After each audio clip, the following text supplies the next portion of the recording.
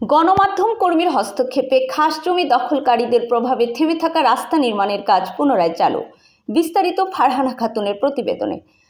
পাবনা জেলার সাথিয়ার ২ নং ধুলাউড়ি ইউনিয়নের চরপড়া গ্রামে বন্ধ থাকা রাস্তার কাজ পুনরায় চালু হলো। ১৮ মার্চ মঙ্গলবার দুপুর ১২টা নাগাদ ক্যানালের মাটি কেটে নির্মিতব্য রাস্তার কাজে ব্যবহারের সময় দুপক্ষের মধ্যে সংঘর্ষ শুরু হয়। ঘটনাস্থলে সে সময় জাগরণী টিভির জেলা প্রতিনিধি শফিকুল ইসলাম সবুজ ও রূপসী বাংলা টিভির জেলা প্রতিনিধি ফারহানা খাতুন পৌঁছালে এলাকাবাসী তাদের সংঘর্ষের কারণ জানায়। তারা জানায়, বহু বছর ধরে ক্যানালের পাশে অবস্থিত ৪ গ্রামের অধিবাসীরা রাস্তা না থাকার কারণে চরম ভোগান্তিতে পড়েছে। তাদের বসতি বাড়িঘর পতিত হচ্ছে ক্যানালের গর্ভে।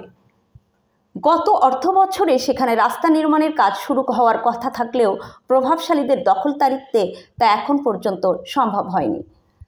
জাগরণী টিভির সাংবাদিক শফিকুল ইসলাম সবুজ তৎক্ষণাৎ ঘটনার সত্যতা যাচাই করে গ্রামবাসীর দাবির প্রতি একাত্মতা প্রকাশ করে ধুলাউড়ি ইউনিয়নের চেয়ারম্যান জুয়েল রানাকে ডেকে গ্রামবাসী ও ক্যানালের জমি দখলকারীদের সাথে সমঝোতার মাধ্যমে পুনরায় রাস্তা নির্মাণের কাজ চালু করায়।